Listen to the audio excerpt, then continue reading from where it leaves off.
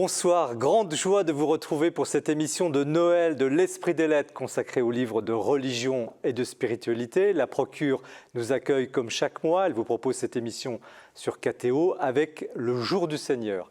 Nous allons tenter ce soir de prendre un peu de hauteur après le marasme social de ce mois de décembre, hauteur vers Noël, hauteur vers la beauté, vers la spiritualité. Guji, bonsoir. Bonsoir. C'est un grand honneur pour l'Esprit des Lettres de vous recevoir ce soir, parce que d'habitude nous recevons des auteurs, mais ce soir nous allons parler d'un livre qui parle de vous, dont vous êtes le sujet central. Vous êtes orfèvre, grand artiste, créateur de bijoux, des objets profanes, mais des objets liturgiques également, en argent martelé, un peu votre signature, mondialement connue. Vous avez réalisé une parure pour le pape. Cette vie, elle a commencé en Géorgie en 1941, puis recommencé en 1974 à Paris. Vous aviez alors 33 ans, on en parlera tout à l'heure.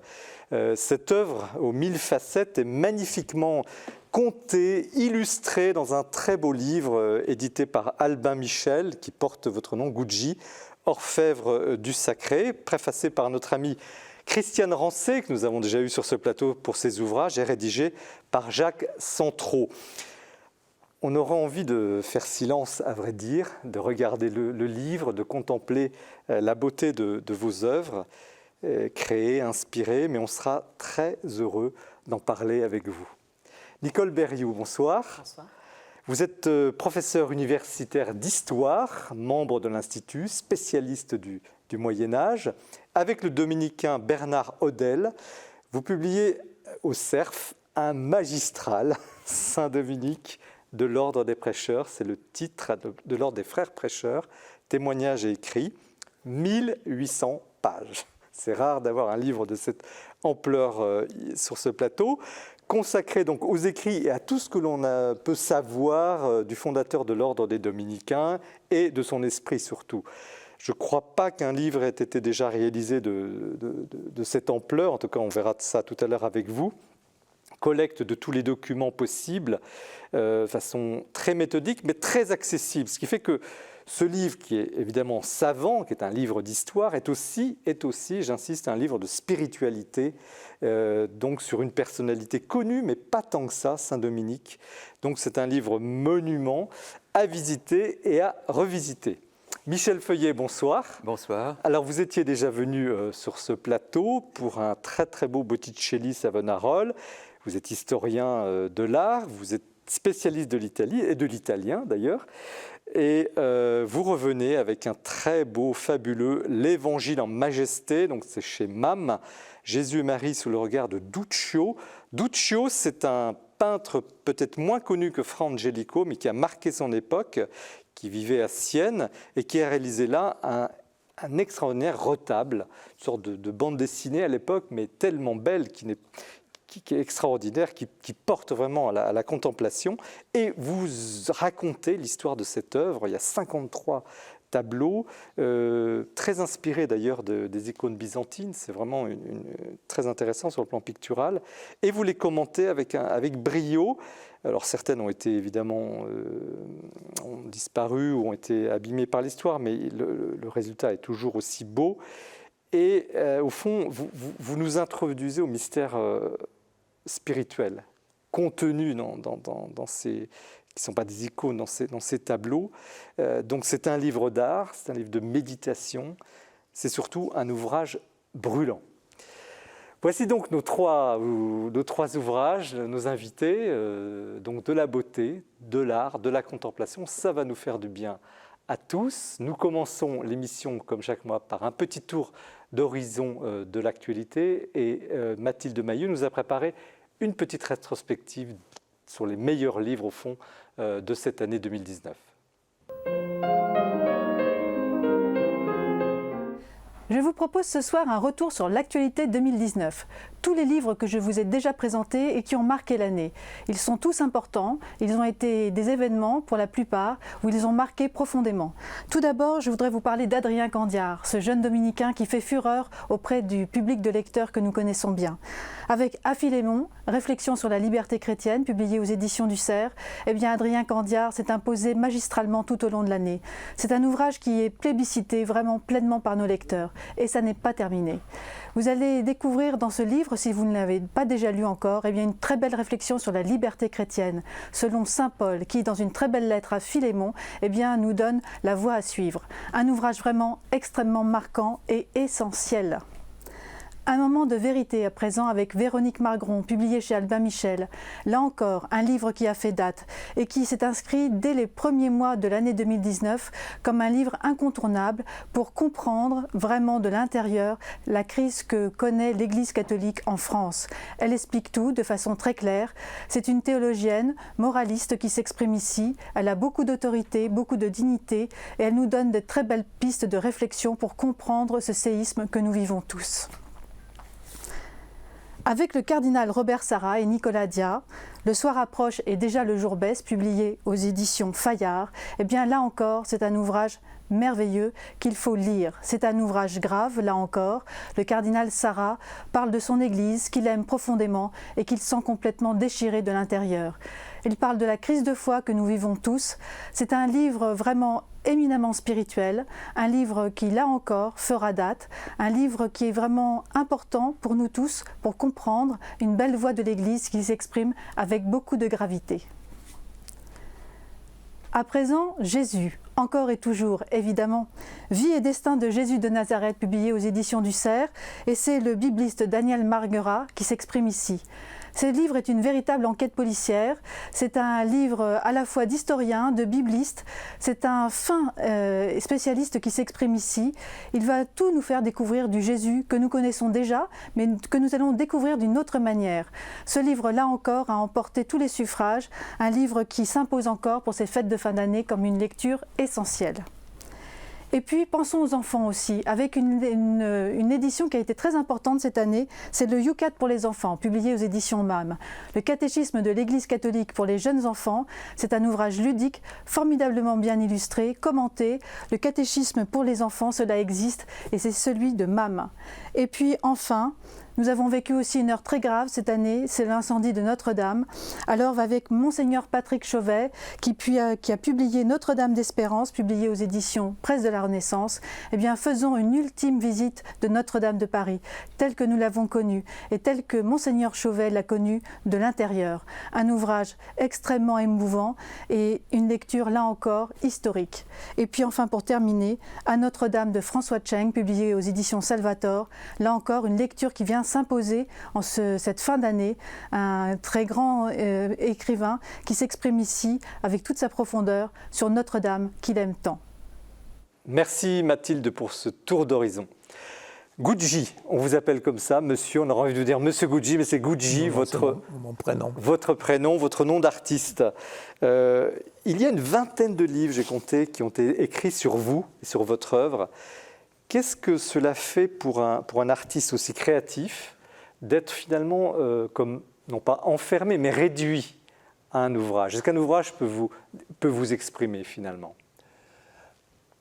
Effectivement, j'ai eu une grande privilège et des chances d'avoir ma vie et de plusieurs ouvrages consacrés de mes œuvres. Voilà, ça c'est le dernier. Et donc, je suis comblé complètement. Parce que qu'est-ce qu'on peut espérer mieux pour un artiste? Alors, vous êtes né en Géorgie, vous avez vécu sous le communisme jusqu'à 33 ans, vous arrivez en France en 1974, c'est raconté dans le livre, il a fallu que le président de la République intervienne pour que vous puissiez rejoindre votre épouse française. Et vous dites que vous renaissez à ce moment-là. C'est parce que c'est un âge emblématique, n'est-ce pas? J'ai toujours dit que c'était mon deuxième naissance. Pourquoi? Parce que j'ai vécu dans ma jeunesse dans le pays. Je ne vais pas même raconter. Tout le monde sait qu'est-ce que ça va dire, ça. Tellement médiocre que j'ai rêvé toujours, retrouver la liberté. Et cette occasion m'a présenté à l'âge de 33 ans. Et j'ai trouvé ma patrie spirituelle, c'est la France. Ma patrie spirituelle, c'est quoi? En 2 mots, c'est Abbaye des Tournai, Madeleine de Vézelay, Abbaye des Conques, toutes les grandes cathédrales qu'on admire. Voilà, c'est ça ma patrie.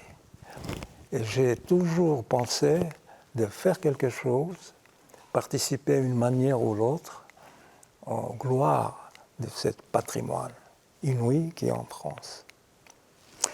Alors, vous avez été baptisé en cachette, c'est raconté dans le livre. Votre maman s'est arrangée pour vous faire baptiser, votre frère et vous.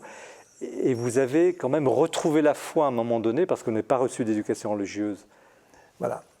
Pour un peu expliquer le contexte de l'époque, Staline, pour les raisons purement pragmatiques, réouvert quelques églises en 1943. Ce n'est pas dans la guerre. Pour les raisons simples, pour monter ce patriotisme russe. Effectivement, il ne s'est pas trompé. Les gens ont participé de cette guerre patriotique. Ils ont donné tout ce qu'ils possédaient pour l'Église. Voilà. Donc, cette période anticléricale qui était dans toute l'année 30, l'Union soviétique était assouplie. Mais mes parents ont eu tellement peur, parce qu'ils ont vécu toute cette période de terreur, qu'on ne parlait pas un mot de religion. On ne possédait pas l'évangile, rien.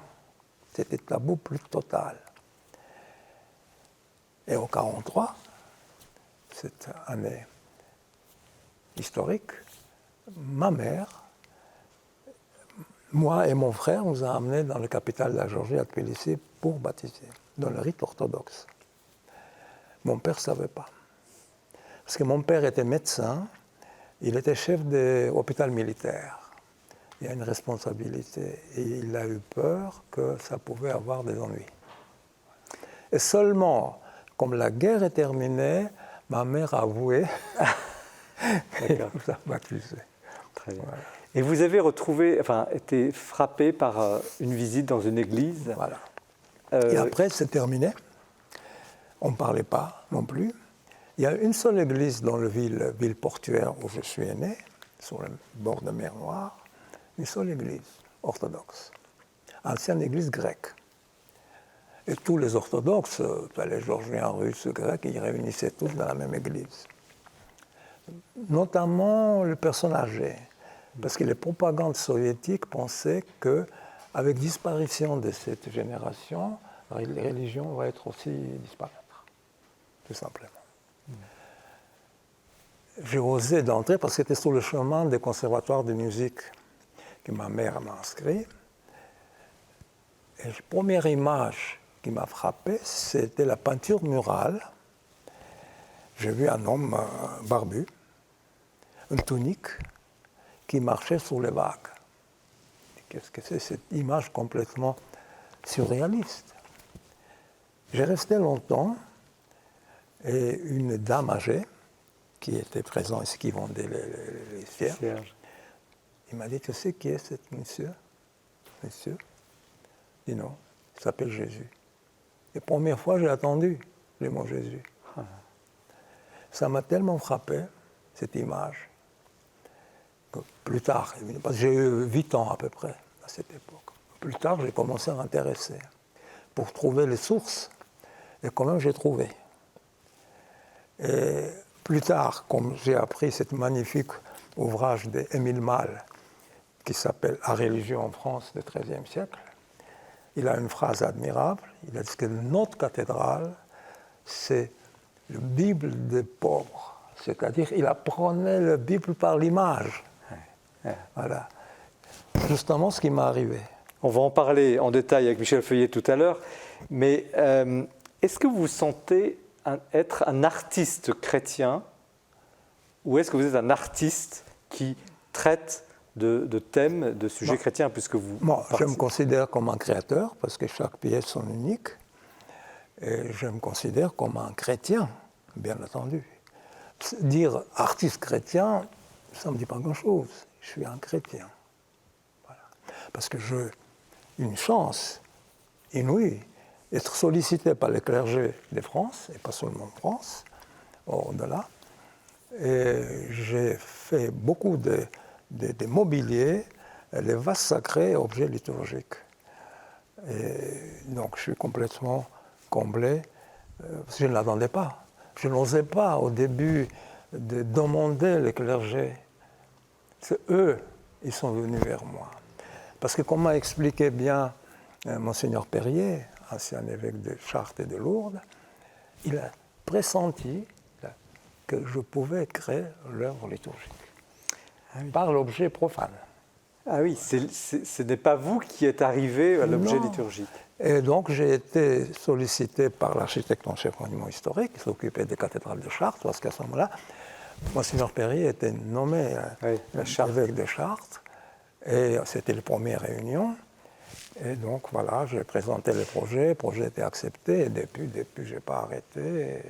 Mais quand vous créez un motif chrétien, alors il y en a on voit ici par exemple l'évangile Lambon de la cathédrale de Chartres, et tant d'autres exemples, hein, parce que vous avez... Quand vous créez un objet à destination liturgique, où trouvez-vous l'inspiration? Et dans la réalisation, est-ce que vous priez? Ou est-ce que l'objet est une prière? Comme on demande, par exemple, la réalisation de telle ou telle abbaye ou une cathédrale, première chose que je fais, je me déplace, ou soit j'ai déjà connu ce monument, ou soit je découvre. Et j'essaie de s'imprégner, de bien étudier l'histoire de ces lieux, l'architecture, et ce qui pouvait me provoquer l'inspiration. Voilà. Donc, après ça, j'ai réfléchi, comment je prends l'enseignement sur beaucoup de choses. Je présente le projet, soit c'est le dessin, soit c'est la maquette. Voilà. On discute, de manière générale, ça se passe très bien, donc chaque fois, le projet était accepté. Mais il faut dire que je n'ai jamais participé au concours. Je suis contre ça. Mais alors, je répète ma question, est-ce que vous priez? Est-ce que l'acte de création chez vous est une prière? Est-ce que l'œuvre est une prière? Oui, en quelque sorte, oui, tout à fait. Donc, oui, je suis seul avec mon heure, n'est-ce pas, dans l'atelier. Je travaille tout seul, je n'ai pas d'assistant, personne. Et aussi, c'est le moment de réflexion et de prière, bien entendu. Où j'écoute la musique, souvent j'écoute la musique religieuse. Chant grégorien notamment. Et quelle est votre récompense, si je puis dire, quand l'objet trouve sa place, où on se souvient pour les JMJ avec Jean-Paul II au Parc des Princes, la vasque baptismale qui avait servi pour des baptêmes de jeunes adultes? Je suis très heureux parce que mon activité, c'est d'une part création de dits objets profanes, ce qui permet d'exister et ce qui permet en même temps d'avoir les réserves simplement financières pour avancer les commandes des clergés. Parce que je ne demande rien à l'avance. Rien. Parce que je le sais, sur l'expérience, qu'il faut présenter l'objet déjà fini, sur place, et à ce moment-là, on trouve toujours les gens de bonne volonté qui participent et contribuent pour financer le reste. C'est toujours... Il ne faut jamais présenter les dessins et de parler, même pas. À ce moment-là, le clergé, il prépare les petits dépliants avec explication et souscription. Et jusqu'au moment où vraiment c'était... Même plusieurs fois, ils ont reçu plus que c'était prévu et j'ai fait encore d'autres choses. Dites-moi, alors les questions de goût sont toujours discutables, évidemment. Mais est-ce que l'Église n'a pas un peu oublié le beau ces dernières années, enfin, dans les années 70, où là, vous parlez de Monseigneur Perrier qui a eu l'audace finalement de vous demander. Absolument. Et d'ailleurs, les autres évêques ensuite suivaient cet exemple. Ouais. Et c'est vrai, j'ai essayé d'étudier ce qui se passait en France, surtout cette époque, fin des années 70, après la consigne Vatican II. et l'événement de mai 68. Et hélas, j'ai constaté qu'il y a eu beaucoup de dégâts. Et, par exemple, Monseigneur Perrier était tout à fait conscient de ça. Il m'a dit, écoutez, il faut relever des niveaux. Voilà, je compte sur vous. Et depuis qu'il était ensuite nommé à Lourdes, il m'a également demandé de création de beaucoup d'objets pour les basiliques du Rosaire. Du Rosaire de Lourdes. Qu'est-ce que vous en pensez, Nicole Berrioux? Est-ce que on a un peu oublié, on parlera évidemment du Moyen-Âge tout à l'heure, mais est-ce que finalement cette fonction du beau a été un peu gâchée, galvaudée? Est-ce que des œuvres comme celle de Gucci réaniment en quelque sorte le sens du beau dans l'élévation spirituelle? Je crois qu'il y a eu constamment une question posée parce que le beau lui-même, la conscience du beau, la vision du beau évolue à travers les siècles, mais dès qu'on se trouve dans un contexte religieux de production d'un art qu'on peut dire sacré, la question se pose tout le temps de savoir comment peut-on produire du beau dans un temps donné qui est le nôtre en réalité, à toute époque. Et je pensais en vous écoutant à tout cet effort qui a été conduit, entre autres par des dominicains, au cours du XXe siècle, pour essayer de se ressourcer. Sans être pour autant des archéologues ou des spécialistes des temps anciens, mais qui voulaient redonner une force à cet art sacré, donc dans le siècle qui vient de se terminer. Et Michel Feuillet, vous avez un regard d'historien de beau finalement, de l'art. Comment vous percevez au fond cette œuvre de Gucci et le moment où elle arrive? C'est quand même impressionnant d'entendre que c'est presque par hasard que vous êtes arrivé à l'art liturgique, qu'on vous a ouvert des églises finalement. Qu'en pensez-vous, Michel Feuillet? Ce que je trouve extraordinaire chez Gucci, c'est le mythe qu'il fait revivre pour nous. Le mythe, je veux dire, vraiment l'histoire primordiale de l'humanité et qu'il construit à partir de sources variées. Il lance des racines dans toutes sortes de civilisations et il fait une synthèse. Et on a l'impression que ces ouvrages, ces objets, liturgiques ou pas liturgiques, sont le récit, la mise en avant du mythe, l'histoire primordiale de l'humanité dans son ensemble. Et des mythes millénaires, parce que vos sources d'inspiration sont quand même... Oui, ce qui m'intéressait aussi beaucoup, c'est toutes les civilisations disparues. Et toute cette civilisation a laissé les traces, les témoignages. Par exemple, prenons la Grèce archaïque, l'époque achéménide en Iran, le Proche-Orient, Europe centrale, Celtes, culture Hallstatt, par exemple, c'est très intéressant. C'est le premier témoignage de création de l'homme en continent européen. Voilà. Et comme vous avez souligné, j'ai essayé de faire cette synthèse. Et c'est très moderne. C'est pas justement... Enfin, qu'est-ce que veut dire le mot moderne? C'est archaïque, et en même temps, c'est vraiment d'aujourd'hui. Voilà, je vous remercie, ça me comble. Et puis il y a une autre qualité que j'ai appréciée dans votre œuvre, c'est la perfection technique, qui a un côté métaphysique. C'est-à-dire qu'on voit bien sûr encore les coups de marteau, le travail de l'orfèvre, mais cette perfection, ce côté lisse, brillant, cet achèvement a un côté qui donne l'impression qu'on va loin. Oui. Il y a une sorte de transparence dans l'œuvre, de la physique à la métaphysique. C'est ça. Parce que la technique du martelé, on ne va pas entrer dans ce détail-là, mais c'est quelque chose que vous avez retrouvé. C'est-à-dire, oui, quelque sorte j'ai ressuscité cette technique oubliée. Parce qu'à partir du moment où la fonte était, disons, apparue, par exemple, prenons même les périodes de Renaissance, je ne parle pas du XVIIIe, XIXe siècle, la plupart des œuvres des sculpteurs s'étaient fondues. Voilà. Il existait, et bien entendu, les orfèvres, mais prédominante, c'était la fonte. Et tout ce que je fais, tout ce que je crée, il n'y a aucun élément de fonte, c'est-à-dire il n'y a pas aucun procédé technique qui permette de multiplier ces objets. En fait, la fonte est destiné pour faire la copie ensuite, parce qu'il y a des moules, et des multipliés. Voilà, c'était mon but. Et j'emploie beaucoup, comme vous avez remarqué, de pierres dures de toutes sortes. D'abord pour les raisons simples, parce que j'aime beaucoup cette qualité décorative de toutes ces pierres, et en même temps, dans différentes civilisations et d'histoires de peuples, chaque pierre a sa signification, son symbolisme. Voilà. Par exemple, j'utilise le rouge, jaspe rouge, ça c'est quoi? Le sacrifice.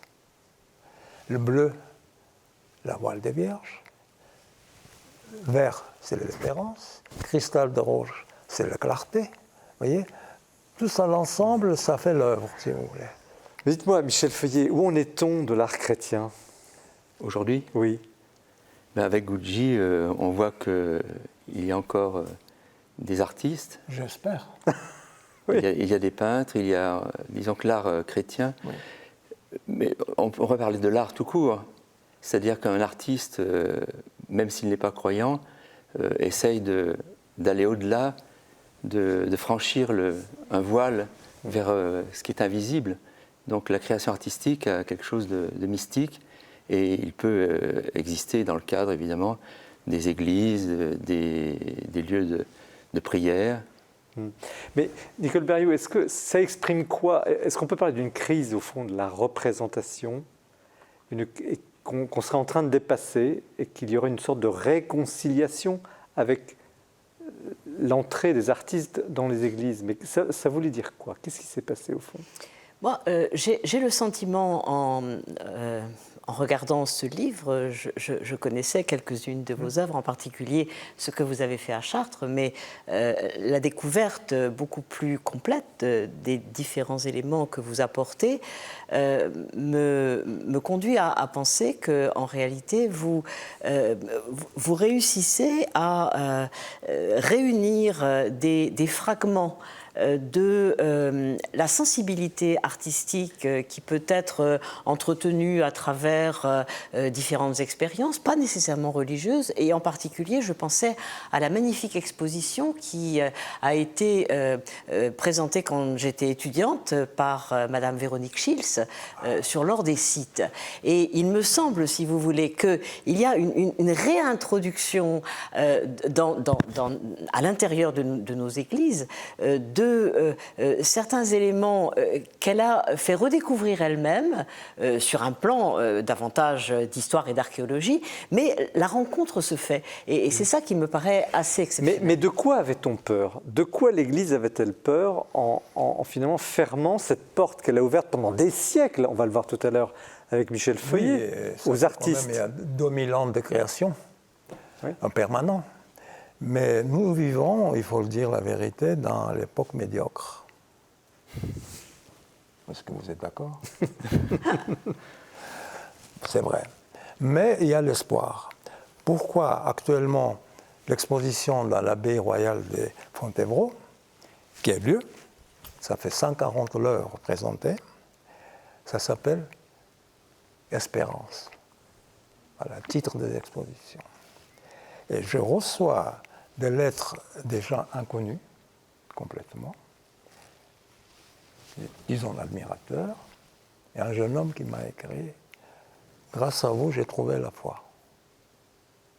Voilà. Donc c'est le plus grand compliment pour moi. Et autant plus, comme je travaille pour l'Église, c'est dans le lieu public. Donc tout le monde peut visiter, avoir l'accès. Autant que chez le collectionneur, ça reste dans 4 murs. Voilà, ça, c'est doublement pour moi les grandes satisfactions. Si Est-ce que c'est une responsabilité, Michel Feuillet, et je vous pose aussi la question, pour l'artiste? Est-ce qu'il a cette responsabilité de transmettre la foi? Un artiste chrétien, vous avez dit je suis chrétien et artiste. Oui, si on pense aux artistes des temps anciens, ils représentaient, ils peignaient, sculptaient des sujets religieux et ils ne pouvaient pas faire ça simplement pour réaliser une prouesse technique. Ils le faisaient parce qu'il y avait quelque chose à dire et ce quelque chose, c'était ce en quoi ils croyaient. Donc il y avait une transmission de la foi par l'image, par l'œuvre d'art et par la beauté. Est-ce que c'était une gamme possible d'expression? On va voir des intellectuels, des grands pasteurs, des grands prédicateurs tout à l'heure avec vous, mais l'artiste qui ne parle pas, qui peint, qui sculpte. Oui, mais précisément ce que Gucci rappelait tout à l'heure quand il citait le livre d'Émile Malle disant que toutes les images sont la Bible des laïcs ou des illettrés, on disait l'un ou l'autre, mais c'est une très vieille histoire. Au fond, c'est Grégoire le Grand, le pape Grégoire le Grand le premier, qui a déclaré cette chose. On a un peu simplifié, mais enfin l'idée était quand même là, et je crois que ça correspond tout à fait à une place accordée à celui qui sait traduire avec des formes, des couleurs, ses mains, son corps en réalité, qui sait traduire l'indicible. Et finalement, pendant des siècles, nous l'oublions aujourd'hui, mais pendant des siècles, c'est ça qui a transmis l'essentiel de la foi.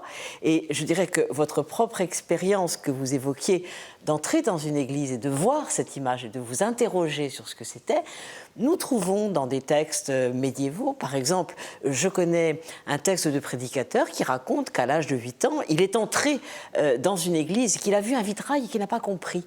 Et ce n'est pas une vieille dame qui s'est approchée de lui, comme dans votre cas, mais c'est un jeune garçon qui est venu le voir et qui lui a expliqué le sens de l'image. C'était le vitrail du bon samaritain. Et donc, on voit là, c'est un peu une perle, c'est très rare d'avoir des confidences comme ça. Ça provoque émotion, voilà, l'image. Exactement. Est-ce que finalement, on n'est pas au début d'une redécouverte, peut-être une simplification, on a peut-être trop intellectualisé cette foi chrétienne, on l'a peut-être trop réservé à une sorte d'élite. Est-ce que finalement, l'œuvre d'art que vous incarnez finalement par votre travail n'est pas justement quelque chose de très moderne, d'une nouvelle approche d'avenir? Vous parliez d'espérance. Oui, je pense que oui. Mais en même temps, nous vivons dans une société où l'esprit est déchiré. Je vous donne un simple exemple. Je connaissais une dame, normalement constituée, une journaliste. Il m'interviewait sur mes œuvres profanes. Et sur la question quel est mon projet, et c'était à cette époque, justement, je devrais travailler pour la cathédrale de Chartres. Et je dis, j'ai une chance inouïe, je dois faire le mobilier et les vases sacrés pour la cathédrale.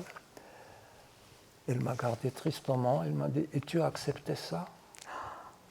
Comme une espèce de honte. Comment vous voulez? Mais pour ça, vous voyez, tout ce que je fais, Dieu merci, j'ai eu des reconnaissances, beaucoup d'institutions, mais il y a une certaine partie de la presse qui me boycotte. Je ne veux pas entendre parler. On dit, ah, ça c'est religieux, ça c'est pas pour nous. En tout cas, ce n'est pas l'esprit des lettres. Nous sommes très heureux de vous recevoir ce soir. Merci beaucoup. Merci encore d'être là. Donc, pour ce très bel ouvrage que Jacques Centraux a rédigé sur vous, préfacé de Christiane Rancé, chez Albin Michel, Gucci, orfèvre du sacré. Vraiment, on découvre l'ensemble de votre œuvre, bien sûr liturgique, mais aussi profane. Des bijoux, puisque vous avez commencé par les bijoux, jusqu'à des œuvres les plus audacieuses. C'est vraiment un très très bel objet également comme livre, parce que l'émission est consacrée au livre. On est très, très sensible effectivement à l'expression de toute cette réalité, et c'est un des grands sens de cette émission. Alors nous poursuivons, restez bien avec nous, avec Saint-Dominique, sujet passionnant avec Nicole Berrioux. C'est quand même quelque chose de très fort.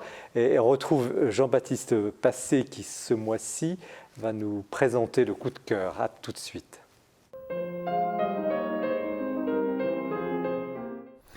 Pour terminer l'année, je partage avec vous mon coup de cœur pour la réédition de 2 textes de Jacques Maritain que les éditions Salvator ont eu l'excellente idée de réunir et de nous proposer.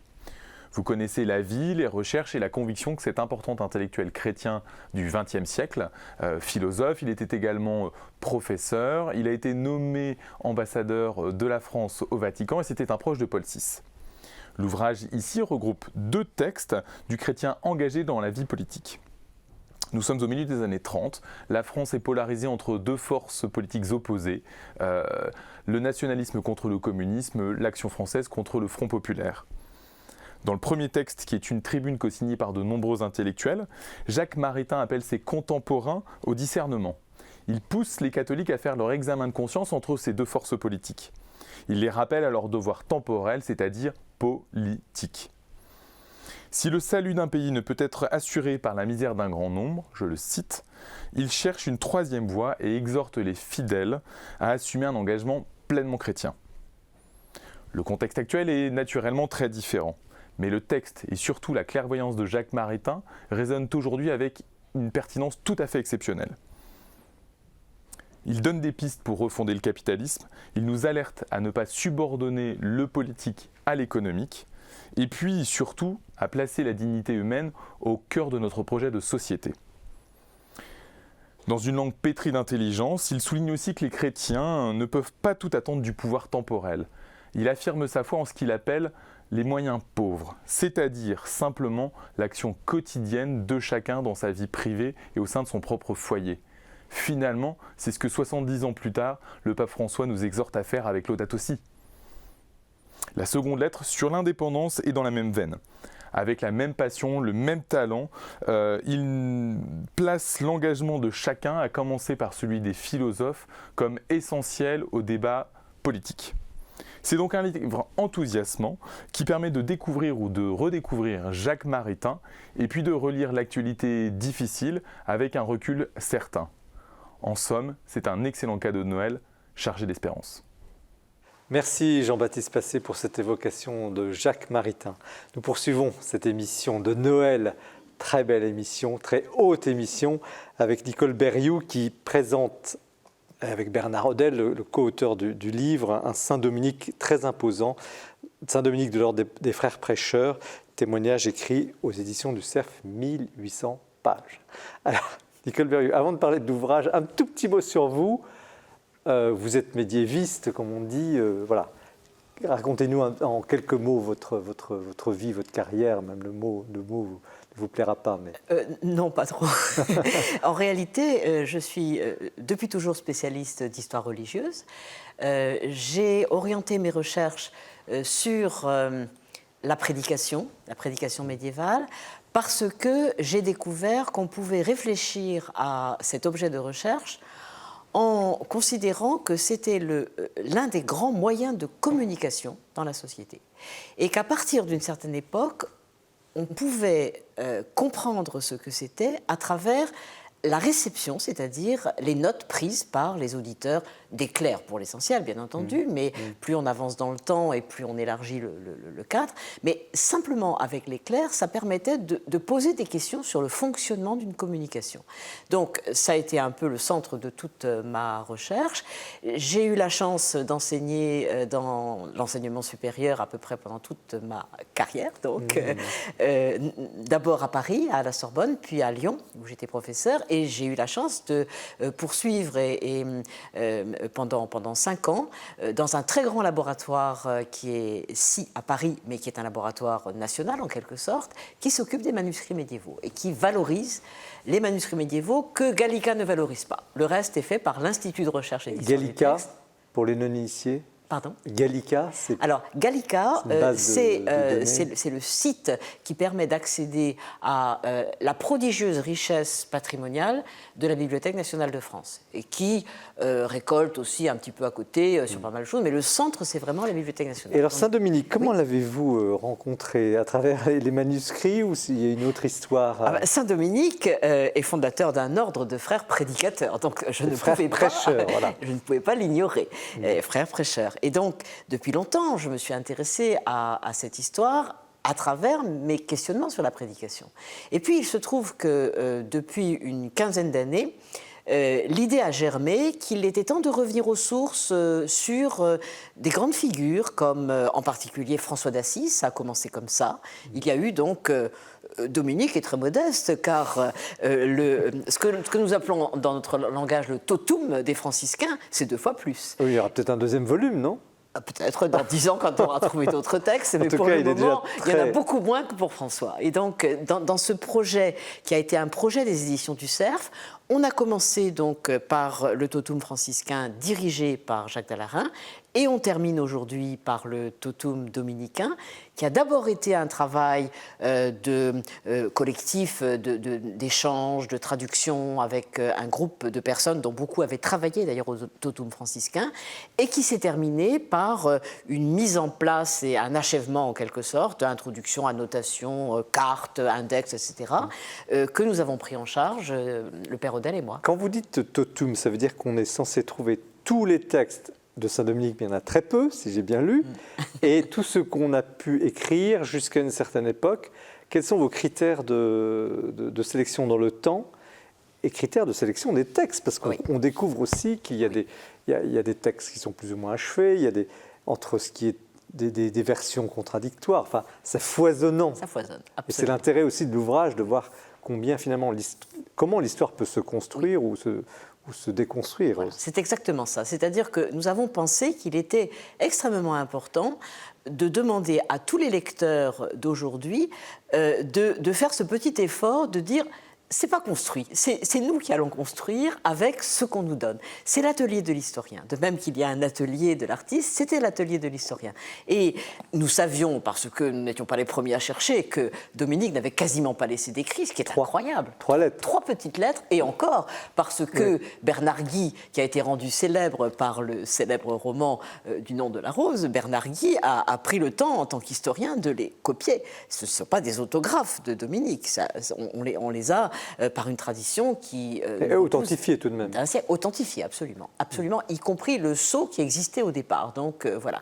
Mais ce n'était pas... Le sceau avait été conservé. Mais comment avez-vous fait pour être sûr d'avoir le totum, comme vous dites? Alors non. Parce que je suis sûr, si j'achète cet ouvrage, je l'ai, que j'ai tout Saint-Dominique. Ce serait bien prétentieux de dire que c'est un nom de guerre, en quelque sorte, entre nous. Mais en réalité, nous n'avons pas voulu le mettre sur la couverture. C'est une proposition faite d'élargir constamment les outils à partir desquels on peut réfléchir à ce qu'on connaît de ce personnage. Puisqu'il n'y a que 3 lettres de lui, il faut prendre tout le reste. Il faut faire parler tous les gens qui l'ont connu, qui ont rêvé de lui, qui ont entendu parler de lui, etc. Alors vous avez fait l'inventaire de tous ces gens, le procès de canonisation également, enfin tout ce que vous avez pu rassembler sur lui. C'est cela, mais nous ne partions pas de rien, parce que là aussi, un travail très considérable avait déjà été fait avant nous, et la dernière entreprise du genre est l'œuvre d'un dominicain, le père Marie-Imbert Vicaire, qui a lui-même été professeur à Fribourg, et qui a à la fois donner un ensemble de textes, une anthologie déjà bien développée, et d'autre part une vie de Dominique. Mais ce que nous avons fait, c'est que comme le père Vicaire avait travaillé il y a déjà une 60aine d'années, on a travaillé depuis, et nous avons fait une sorte de moisson, si vous voulez, de documentation qui avait davantage intéressé depuis les spécialistes, c'est-à-dire donner davantage de textes sur la vie du saint, puisqu'à partir de 1234, c'est-à-dire 12 ans après sa mort, il est canonisé. On a le procès, mais on a aussi des vies qui sont écrites. En 20 ans, il y en a 3 à la suite. Et puis, il y a tous les textes qui font sa publicité. Il y a les prédications, quand même, et les récits de miracles. Ça, c'était vraiment des... Alors, il y a aussi, c'est très important, un index très bien fait à la fin de l'ouvrage, à la fois thématique, chronologique et lissable. Merci. Non, mais c'est très important parce qu'on s'y retrouve, parce qu'effectivement, on peut aller puiser ici et là. Donc, c'est un ouvrage accessible.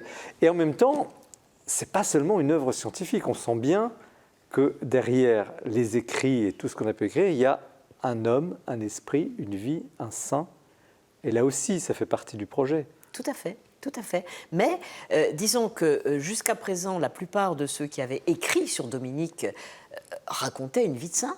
Là où nous avons voulu, nous, faire le tri dans les genres documentaires et dire aux lecteurs, méfiez-vous, il y a là aussi la construction de portraits qui sont datés d'ailleurs. Et le plus bel exemple que nous avons trouvé, c'est précisément après le procès, les deux témoignages successifs des deux premiers qui font vraiment des vies de saints, Pierre Ferrand et Constantin d'Orvieto. Pierre Ferrand qui écrit une vie dans laquelle il exalte la sainteté de Dominique en insistant bien sûr beaucoup sur son œuvre de prédicateur, puisque c'est avant tout cela qu'il a été.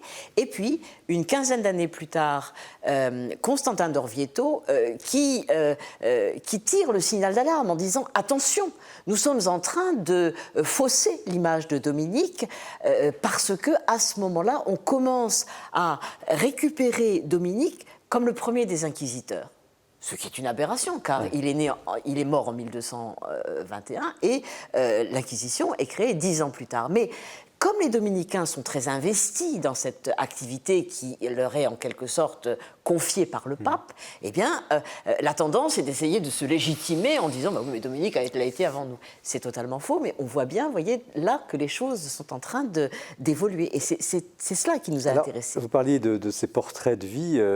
J'ai une question un peu piège. Si vous aviez à résumer la vie de Saint-Dominique, un portrait express en 1 ou 2 minutes, qu'est-ce que vous diriez? Ou sa spiritualité, enfin. Vous savez, d'une certaine manière, Sœur Sourire avait déjà fait un peu ça, et c'était pas si mal. Routier, pauvre et chantant. Je résume. Mais en réalité, Routier, c'est ce que nous montrons sur la couverture. C'est-à-dire, c'est un homme en marche. C'est un homme, même quand il prie, il est en marche, c'est-à-dire que ici nous le voyons sur la route, hein, donc routier sans aucun doute et routier aux pieds nus, car quand il est en ville, il porte des chaussures par sens de la vie sociale à l'intérieur des villes, mais quand il est sur les chemins, comme ici, il a les chaussures au bout du bâton. Donc c'est un routier et c'est un homme qui avance, dont l'itinéraire n'est pas gagné d'avance, qui construit les choses petit à petit, mais qui les construit avec une discrétion et une intelligence à la fois si extraordinaire qu'à sa mort, il laisse déjà un ordre largement constitué et qui représentera, je dirais, une modernité extraordinaire parce qu'il va vers les gens, parce que ce sont des gens savants, les dominicains, mais ils vont parler sur les places, sur les routes. Ce ne sont pas seulement des prédicateurs, mais des gens qui savent bavarder avec les gens et il faut toujours qu'ils aient quelque chose à leur dire dans les longues itinérances qu'ils font. Et je dirais qu'il est chantant aussi parce qu'il n'y a pas de prière sans chant et que le chant liturgique pour lui c'est aussi quelque chose d'essentiel. Et alors il y a un aspect aussi que j'ai découvert, c'est les fameuses, je ne sais pas comment dire, les positions de prière. Alors, il y a un petit graphiste d'ailleurs très ancien, on voit les façons de prier en son corps. Je ne vais pas décrire, vous pourrez le découvrir en le lisant, mais on a l'impression qu'on était très à l'aise avec le corps, peut-être plus qu'aujourd'hui, dans la façon de prier à l'époque. Alors, il y a toujours eu une réflexion sur le corps, et on le sait depuis l'Antiquité chrétienne, avec les orants, par exemple. Les prostrations aussi étaient très importantes. Au Moyen-Âge, il y a les génuflexions, qui sont partagées par tous. C'est vraiment un geste médiéval, la génuflexion. Mais pour Dominique, c'est beaucoup plus riche. Ce sont toute une série de positions que l'on voit à travers les dessins ou les miniatures. Et je crois qu'il faut faire attention au fait que Dominique est un homme du XIIIe siècle. Et qu'en ce XIIIe siècle, à l'encontre de tous ceux qui nient la valeur de la matière, en quelque sorte, et Dieu sait s'il a été en contact avec eux à travers toute sa prédication en albigeois, dans le sud de la France, eh bien, face à tous ces gens qui nient la matière et le corps, Dominique fait passer sa prière à travers le corps. Et c'est quelque chose d'essentiel qu'il n'a pas inventé. Il y a même un traité qui a été écrit quelques années plus tôt, à la fin du XIIe siècle, par un des chanoines de Notre-Dame de Paris, maître parisien, qui porte aussi sur les gestes de la prière. Mais Dominique donne une ampleur extraordinaire parce qu'en même temps, ceux qui témoignent, c'est pas lui qui écrit, mais ceux qui témoignent de sa prière expliquent toute la signification spirituelle diverse et essentielle parce que c'est un homme de prière, avant tout. Et donc, on le voit à travers ce traité. Alors, messieurs, comment vous réagissez à la fois au sujet, au livre, à l'entreprise? Michel Feuillet, vous êtes... Je trouve que c'est un très beau cadeau que vous nous faites. Nous avons un nombre de textes très très importants, des textes connus, d'autres moins connus, d'autres qui sont véritablement une découverte. Et à travers tous ces textes, si j'ai bien compris, vous voulez nous faire découvrir Saint-Dominique, mais pas de façon certaine. Vous respectez à la fois les lecteurs est à la fois votre sujet, à la fois votre Saint Dominique. Et par petites touches, comme un puzzle, on arrive à découvrir tel ou tel aspect de cet homme, de ce grand homme, sans jamais nous faire croire qu'on sait tout sur lui. Et dès le départ, vous avez dit on sait peu de choses sur lui, mais on a de très nombreux écrits. Voilà ces écrits, ils sont dans le livre. À vous de les parcourir, de les coller ensemble, de les superposer comme un kaléidoscope, pour que peu à peu le visage apparaisse. Le visage, mais aussi le corps, puisqu'on a vu que le corps a de l'importance. Et grâce à vous, donc grâce à cet ouvrage, on peut mieux connaître Dominique. Gucci, ce Saint-Dominique vous parle, vous inspire? Tout à fait. Je regrette, je viens de recevoir votre ouvrage. Oh, mais vous le lirez pendant vos vacances. Non, même avant. D'ailleurs, je n'ai pas de vacances. Gucci travaille tous les jours, tous les jours. Alors la nuit. Tout à fait, tout à fait. Et comme vous parlez tout à l'heure de ces gestes et des mouvements de corps, je me souviens, j'ai travaillé il y a quelques années pour un monastère cistercien, strict observant. Et je l'ai vu, le mouvement de tous ces moines, c'est codé. Chaque geste, chaque mouvement, parce qu'ils ne parlent pas entre eux. Ah oui, bien sûr. Alors peut-être source vient de là.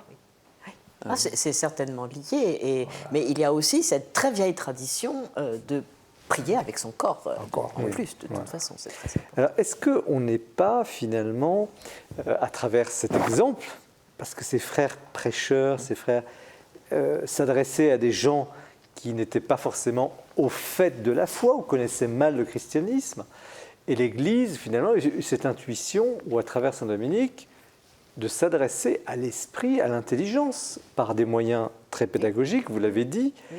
Est-ce qu'aujourd'hui, on n'est pas finalement en mal d'un ordre, alors ce n'est pas une critique des dominicains, ils ne vont pas être contents, les frères dominicains, producteurs du jour du Seigneur en plus, mais peu importe. Est-ce qu'aujourd'hui, l'Église ose s'adresser à l'intelligence, parce qu'ils y allaient quand même, il fallait gagner des âmes, il fallait convaincre, combattre l'hérésie de l'époque, ou les hérésies. Quid pour aujourd'hui ?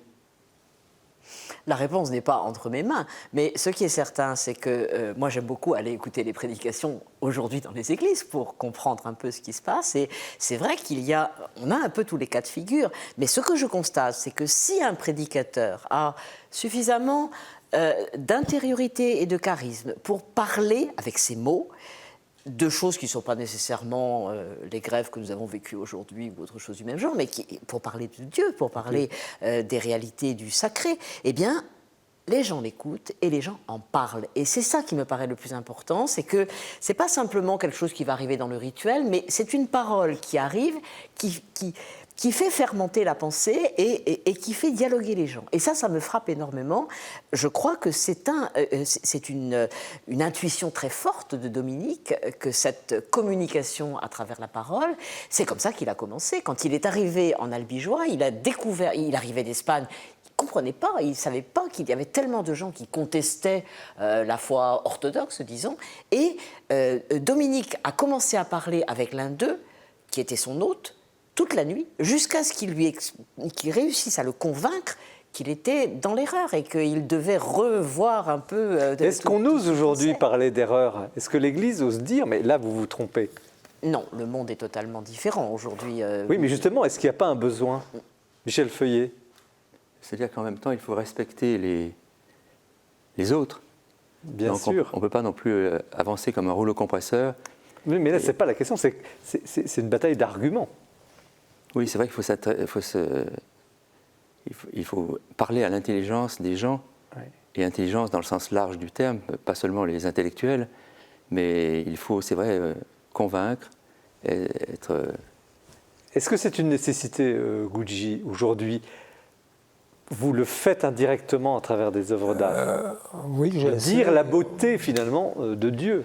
J'essaie, à travers de mes œuvres, d'intéresser les gens plus en plus. Et comme je vous ai dit tout à l'heure, comme je reçois de lettres des gens qui sont admiratifs de mes œuvres. Simple exemple, il y a une dame qui m'a écrit qu'elle a découvert qu'elle a hérité de ses parents en argent. Elle voulait me donner. pour faire l'œuvre liturgique. Voilà. Elle m'a envoyé une énorme quantité de couverts. Effectivement, j'ai transformé cet argent en plaques et j'ai fait notamment un reliquaire de 100 fois l'abbaye de Conques, une nouvelle reliquaire. Mais évidemment, j'ai informé cette dame, était très heureux. Donc vous osez exprimer Dieu à travers votre art. Mais est-ce qu'aujourd'hui, je repose ma question, les théologiens, l'Église en général, c'est un peu aussi le sens de cette émission, osent suffisamment à l'image de Dominique? Répondre à la question est extrêmement difficile. Encore une fois, j'ajouterais peut-être qu'il ne faudrait pas limiter tout l'apport du message de Dominique à une prise de conscience que les gens se trompent et qu'il faut les remettre dans la vérité. C'est un aspect très important de sa démarche, mais il y a aussi tout simplement une déclaration de ce à quoi l'on croit profondément et une expression à travers, comme on le disait tout à l'heure, le corps aussi bien que les paroles, qui sont aussi d'ailleurs du corps, mais une expression qui est de l'ordre de la déclaration plus que de l'argumentation. Et on l'oublie très souvent. Et je crois que ça, c'est de toute époque. Et je pense que l'Église devrait se ressourcer à cela en pensant que parler avec les mots des gens, et surtout des mots qui portent de la poésie, qui portent de la créativité, eh bien, parler aux gens, mais en parlant du fond de soi-même, pas un cours d'université, vraiment en déclarant ce à quoi l'on croit, je crois que oui, ça c'est absolument quelque chose qui devrait guider les démarches actuelles. Alors j'ai une petite question perfide à vous poser quand même. Oui. On aura envie de vous entendre prêcher parce que vous êtes une femme. Je sais, oui. Alors, mais vous savez, pourquoi d'abord, c'est pas interdit, on peut parfaitement le faire. Et Marie-Madeleine est la première grande prédicatrice. Elle était venue annoncer aux apôtres la résurrection du Christ. Donc je me sens tout à fait à l'aise. Aujourd'hui, est-ce qu'on vous propose parfois de commenter ou de parler? On m'a menacé de le faire, c'est vrai. C'est pas encore arrivé, mais je crois qu'il n'y a aucun interdit à cet égard. Ça pose aussi la question on l'a un petit peu abordé, la question de la transmission, parce que c'est un sujet, je pense que vous qui nous regardez, et je sais que c'est un sujet qui vous parfois vous angoisse, comment transmettre cette foi reçue à nos enfants, à nos petits-enfants, et là, avec justement ce thème de la prédication de Saint Dominique, qui est un peu un maître, un des grands maîtres du christianisme dans la façon de transmettre. On le verra tout à l'heure avec l'artiste Duccio, c'est une autre façon de transmettre. Mais comment aujourd'hui, quelles leçons aujourd'hui on pourrait tirer de cette expérience pour la transmission à des plus jeunes générations? Je pense déjà qu'il ne faudrait pas découper la société en catégories trop strictes et considérer que c'est le travail des curés. Voilà. Ça, c'est la première chose. Parce que j'étais très frappée d'entendre votre témoignage tout à l'heure disant qu'au fond, vous n'aviez jamais rien reçu immédiatement de vos parents, alors que moi j'avais l'idée, qui m'a été inculquée, que pendant toute la période communiste de votre pays, la foi était restée vivace grâce à la transmission immédiate des parents aux enfants. Dans la clandestinité. Dans la clandestinité. Et ça, je crois que c'est quelque chose aussi qu'il ne faut jamais oublier. C'est pas dans les moments où on va aller écouter le sermon que ça va se passer, c'est tout le temps. Et la foi est très forte à ce moment. Oui. Très profonde. Très profonde. Michel Feuillet, sur ce thème de la transmission, vous êtes professeur aussi. Comment, aux plus jeunes générations, aux adolescents, on parlait de foi, par exemple. mais aussi on peut transmettre cette foi sous une forme culturelle. Parce que je me suis rendu compte avec mes étudiants, il y a beaucoup de choses qu'ils ne savent pas, il y a des notions qu'ils n'ont même pas imaginées, et ils savent peu de choses sur le christianisme. Donc on peut aussi avoir une approche purement culturelle. Alors ça peut peut-être être mal perçu par les gens qui ont vraiment la foi chrétienne, mais on pourrait déjà transmettre aux jeunes, aux nouvelles générations, le christianisme en tant que culture, ce qui est déjà quelque chose. C'est ainsi que j'ai écrit plusieurs petits livres dans cette collection pour donner quelques notions. C'est le fruit des fiches que j'avais réalisées pour mes cours, parce que toujours il y avait un étudiant qui levait le doigt, qui disait quel est le sens, vous venez de prononcer tel mot, qu'est-ce que ça veut dire? Alors très rapidement il fallait que je fasse un résumé, mais je ne pouvais pas non plus continuellement m'interrompre dans mon cours. Donc j'ai réalisé certains petits ouvrages donc alphabétiques qui permettent de transmettre cette culture. Ouais. Mais évidemment, ce n'est pas de l'ordre de la foi. Et c'est un peut-être pour les gens de foi, les croyants, ça peut paraître réducteur Oui, mais de transformer le christianisme en une matière culturelle. Il y a une étape. Mais c'est une étape. Si on a la culture chrétienne, on peut franchir le pas de la foi. Si on n'a pas la culture chrétienne, ben c'est peut-être une première marche que l'on a.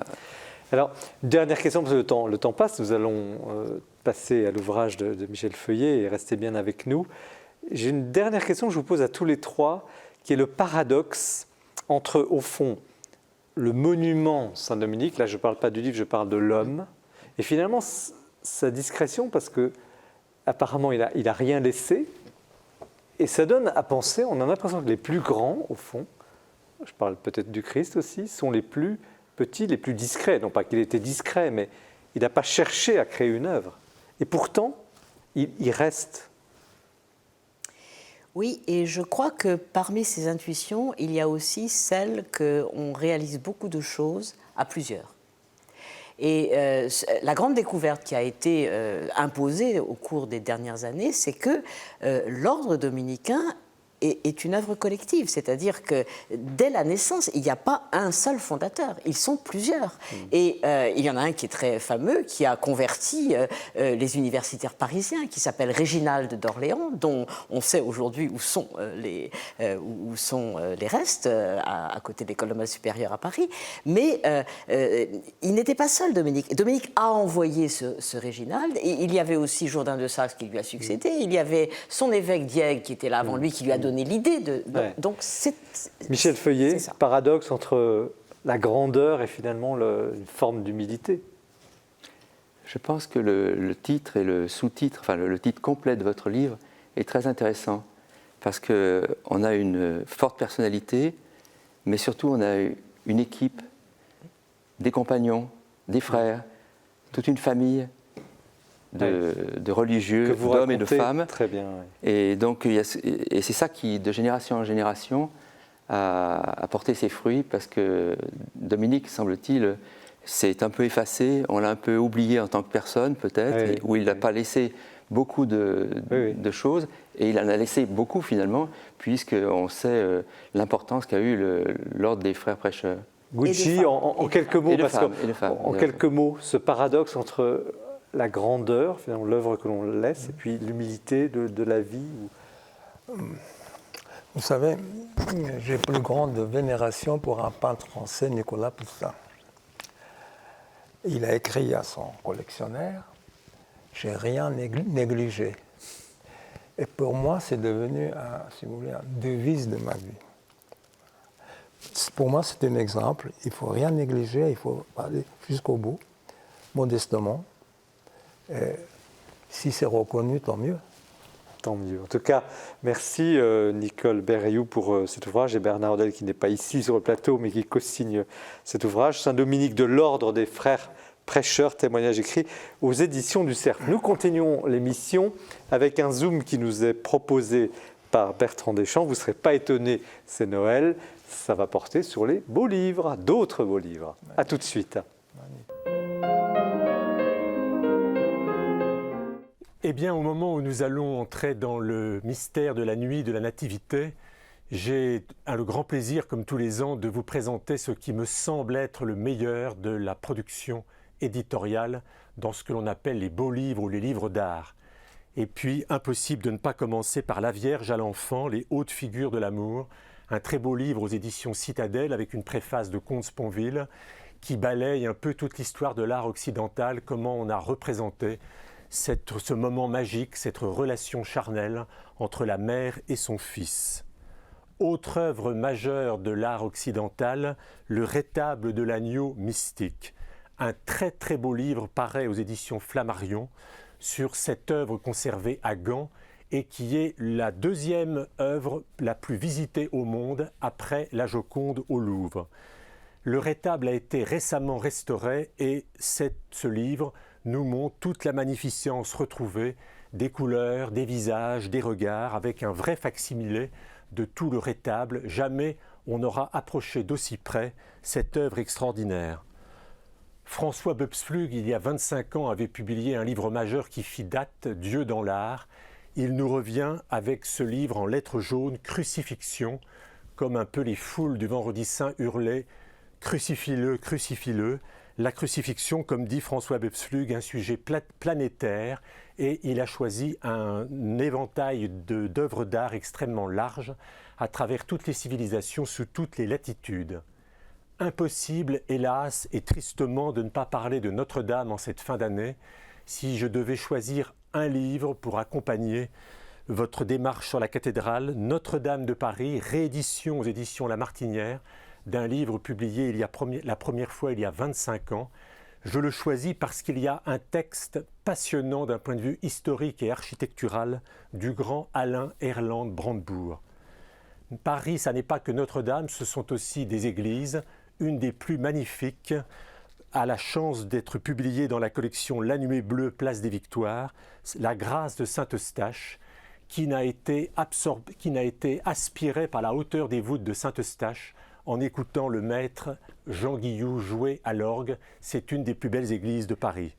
Et puis, je termine, mais c'est le commencement des commencements, par le livre annuel de Diane de Cellier, qui est consacré cette année à la Genèse. Pas n'importe quel livre, puisque Marc-Alain Waknin a refait une traduction entièrement nouvelle du premier livre de la Bible. En plus, vous avez en bilingue français, hébreu, plus l'hébreu phonétique, et c'est illustré par un corpus extraordinaire de tableaux d'art contemporain. C'est pour ça que l'éditeur a indiqué la Genèse illustrée par l'abstraction. C'est sur ce magnifique livre blanc que je clôt cette chronique et que je vous souhaite, chers fidèles téléspectateurs, de très belles fêtes de Noël et une très bonne année. Merci Bertrand pour ce tour d'horizon. Vous nous posez des problèmes parce que le choix va être difficile, d'autant que nous arrivons à un autre beau livre, celui de Michel Feuillet, l'Évangile en majesté, présenté chez MAM, donc Jésus et Marie, sous le regard de Duccio. Duccio, c'est un peintre dont va nous parler évidemment Michel Feuillet, qui est absolument magnifique, très saisissant sur le plan spirituel. D'abord, comment, Michel Feuillet, vous êtes d'abord italianiste, spécialiste de la langue, de la culture italienne. Comment vous êtes venu à l'histoire de l'art? Est-ce que c'est un mouvement naturel ou vous étiez déjà engagé dans cette voie fondamentalement? Étudiant, donc, j'ai fréquenté l'université en tant qu'italianiste. J'ai étudié l'italien donc comme langue, et comme culture. Et très facilement, donc, j'ai glissé vers l'histoire de l'art. Mais en même temps que les cours littéraires, j'ai suivi quelques cours à l'école des Beaux-Arts, ce qui fait que j'avais un pied dans les deux spécialités. Ensuite, j'ai opté véritablement pour l'italianisme, avec l'agrégation, avec la maîtrise de conférences, le professorat. Mais disons que peu à peu, je me suis orienté vers l'histoire de l'art, vers l'iconographie chrétienne, vers le symbolisme. Alors, l'iconographie chrétienne, alors, on connaît tous les fresques de Fra Angelico à Florence, l'Annonciation, je crois que vous avez ça en tête. Beaucoup moins Duccio, et qui lui était à Sienne. Alors, pourquoi est-il oublié, cet artiste? Est-ce que c'est pour cela que vous avez réalisé ce livre? Qu'en est-il? Oui, donc par rapport à Fra Angelico dont vous avez parlé, on est amené à remonter dans le temps, et donc au début du XIVe siècle. Donc c'est une peinture plus difficile. C'est encore vraiment ce que l'on appelle, je ne sais pas si le terme est justifié, mais c'est ce qu'on appelle un primitif. Il est tout de suite après Cimabue, et Cimabue est, d'après Vasari, et puis encore par les historiens de l'art, est considéré comme le fondateur de l'art italien, de l'art moderne italien. Et Duccio arrive tout de suite après. Il est le contemporain de Giotto. Donc Giotto est un élève florentin du florentin Cimabue, et Duccio est à Sienne l'équivalent de Giotto, peut-être moins moderne, peut-être plus timide, plus encore lié à l'icône, au monde byzantin, mais malgré tout un maître très important qui en son temps était le peintre le plus important, le plus prisé, le plus recherché à Sienne. Et pourquoi était-il, lui, encore très lié à l'art byzantin, donc pour simplifier les icônes, et d'ailleurs ça se sent quand on fait le livre, et qu'à Florence, on était à la même époque moins peut-être sous influence byzantine? Oui, les deux villes étaient concurrentes. Elles se battaient, il y avait des batailles entre l'une et l'autre ville pour des raisons de territoire, mais il y avait aussi une concurrence en termes de culture, en termes d'architecture. On voulait construire le beffroi le plus haut pour le palais public. Et les peintres aussi s'opposaient, et peu à peu se sont dessinées deux écoles. Et les Siennois ont toujours été, et le resteront encore longtemps, des peintres plus mystiques, plus profonds, plus liés au sacré. Donc plus proches de la tradition byzantine, ils ont plus lentement digéré l'héritage byzantin, mais qu'il ne faut pas voir comme un boulet. C'était une richesse incroyable que de pouvoir peindre comme les artistes grecs, les artistes d'icônes, les peintres d'icônes. Oui. Comment on pourrait représenter cette tradition de la peinture de l'icône, donc qui a eu son influence directe sur l'histoire de la peinture? C'est vraiment la voie de l'art religieux, historiquement, c'est venu par là, l'audace de représenter déjà. Voilà, l'icône c'est l'art sacré, c'est l'image sacrée, c'est la foi dans l'image comme représentant la divinité. Ouais. C'est-à-dire que pour les orthodoxes qui peignent les icônes, quand on peint le visage du Christ par exemple, ou une action où le Christ apparaît, on peint l'homme, mais en même temps, on peint Dieu, puisque en une seule personne, les deux natures étaient présentes. C'est ça la foi orthodoxe. Il y a une présence de Dieu dans l'œuvre elle-même. Et c'est ça. Et donc une icône est sacrée. Alors cette tradition très exigeante, très, très forte, est arrivée en Occident, et on l'a un peu transformée. On a continué à garder la dimension sacrée des images, mais on a davantage utilisé les images comme un catéchisme, comme un enseignement aux illettrés.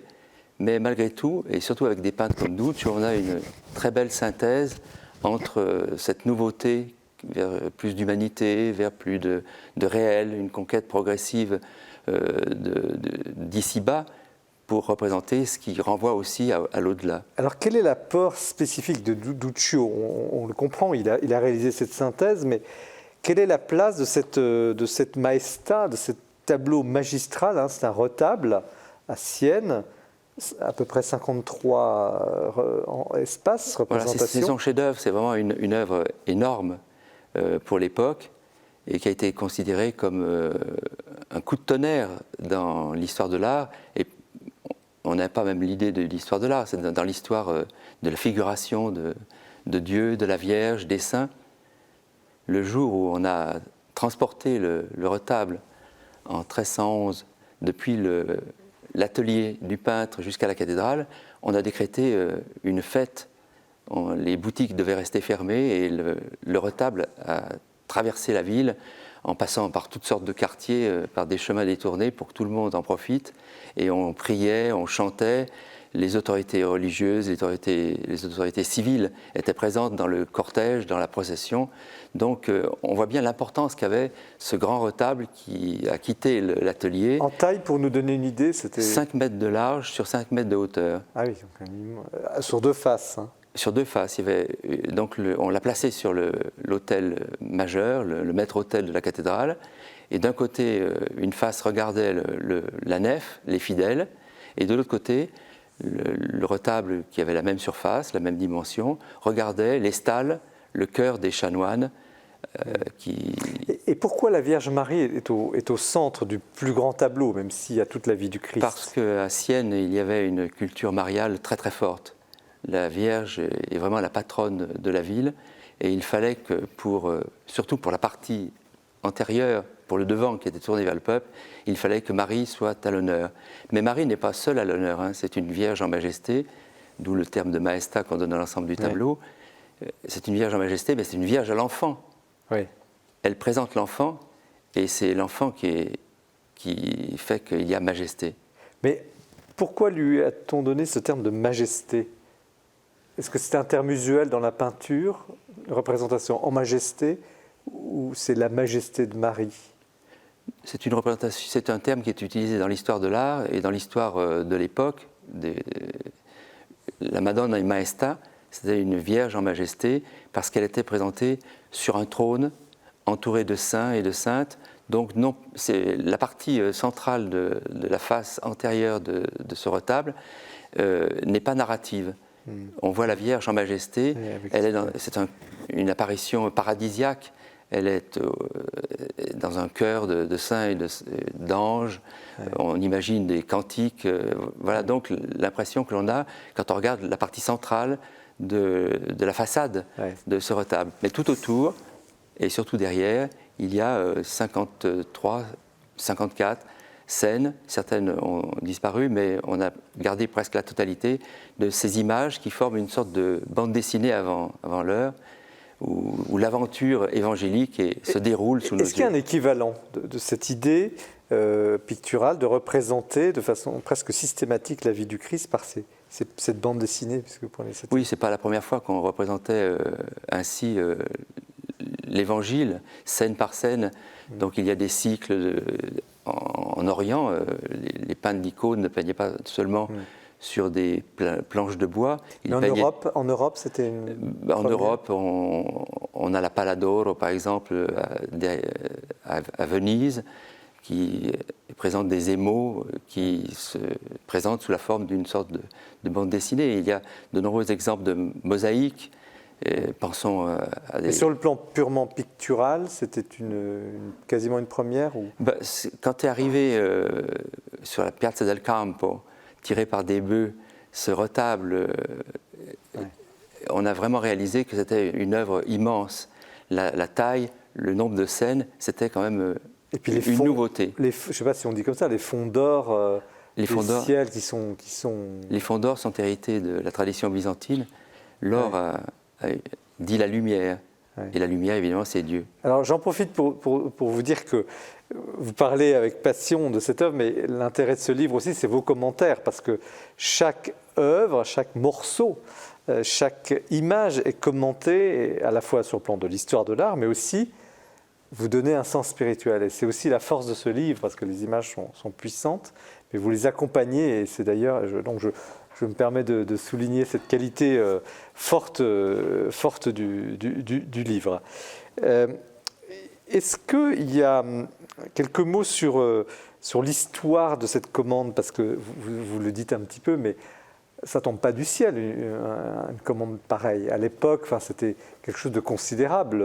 Oui, c'était une commande publique. C'est-à-dire que ça émanait des autorités religieuses, mais c'était toute la ville qui commandait ce retable, qui devait remplacer un retable plus petit, démodé, et on attendait quelque chose d'extraordinaire. Ça veut dire que tout le monde payait pour cette œuvre, ou il y avait une sorte de souscription, de souscription ou...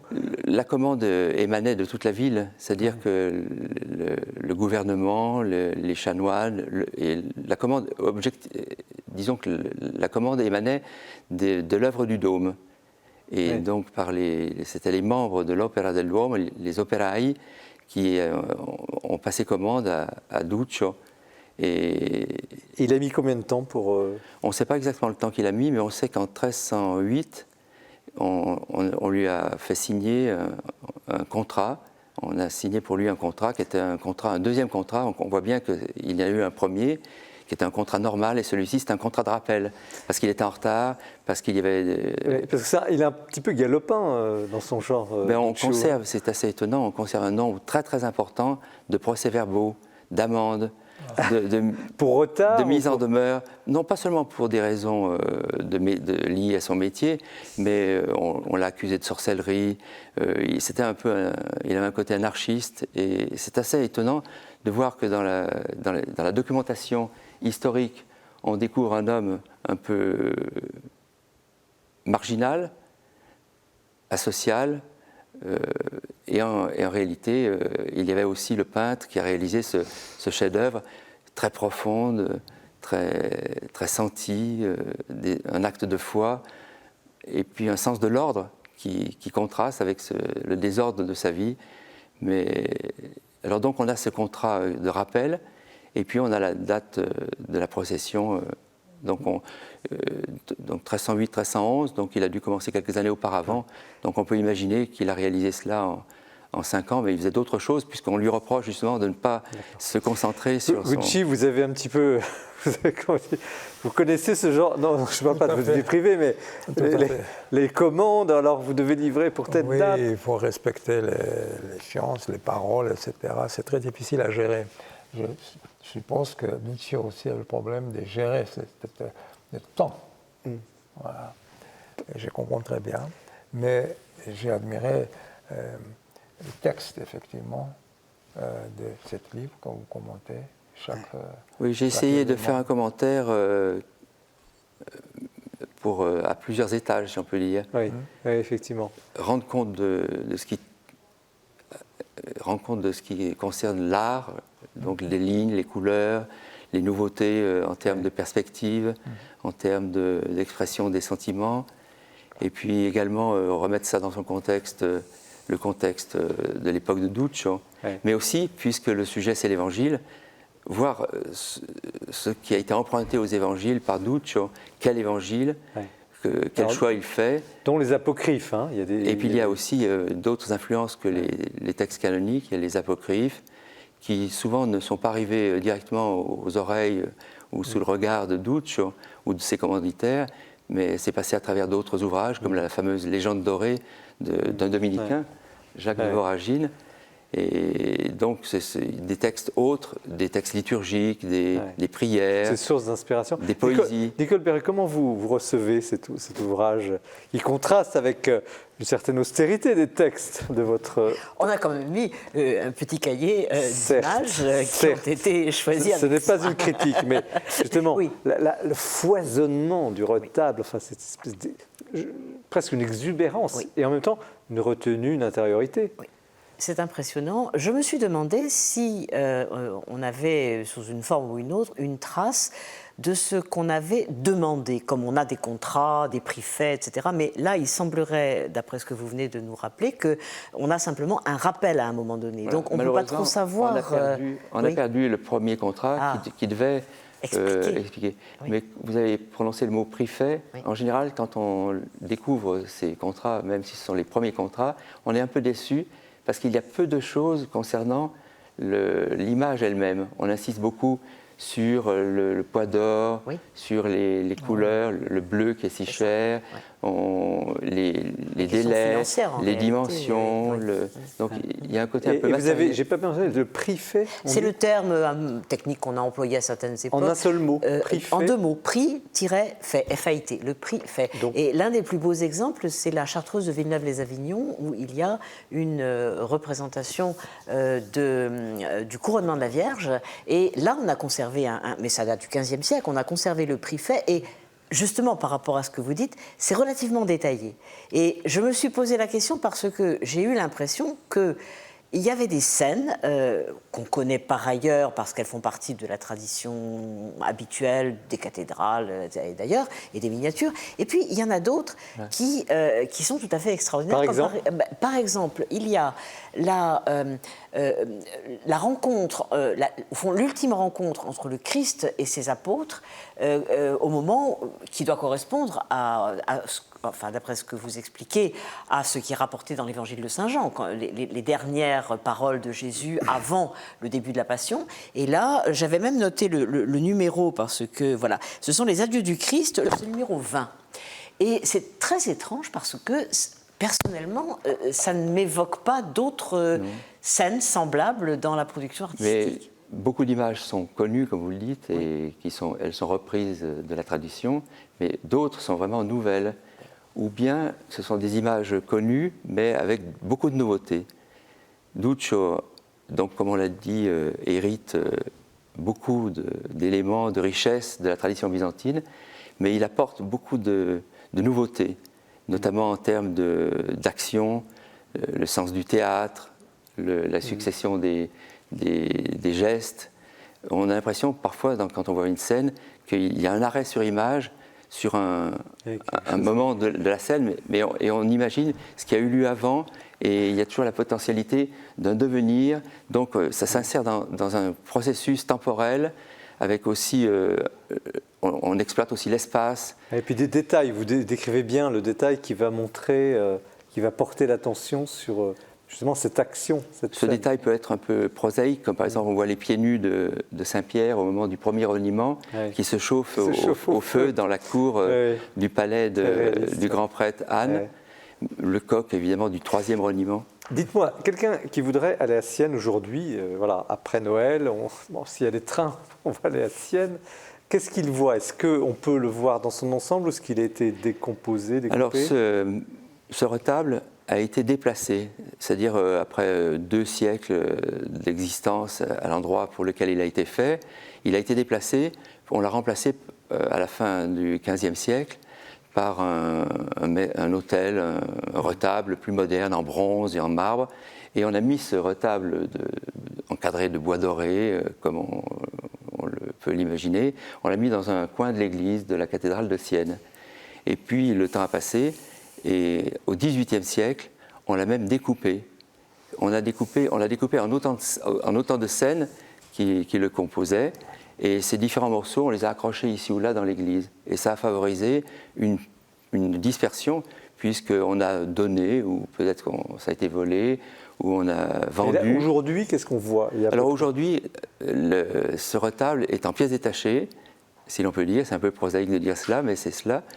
Et on le voit dans le musée de l'œuvre du Dôme, qui est un musée qui est juste à côté de la cathédrale. Mais autrement, les autres pièces se trouvent à Alors Londres, il y a quelques pièces qui se trouvent, l'Annonciation se trouve par exemple à Londres, à la National Gallery, à Washington. Il y a des pièces mineures qui se trouvent dans des universités américaines, chez des particuliers.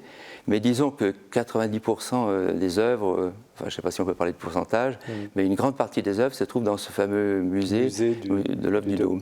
On monte à l'étage et on arrive dans cette salle où il y a une lumière tamisée, et c'est vraiment une apparition. Parce que le terme convient, parce que la première fois que j'ai vu cela, j'avais 18 ans. Ah oui. J'ai été séduit par la mise en image, par la muséologie, et puis surtout par la beauté et le contenu de ces images. Vous nous la rendez très bien, c'est vraiment une découverte, une redécouverte. Un bon cadeau. C'est extraordinaire.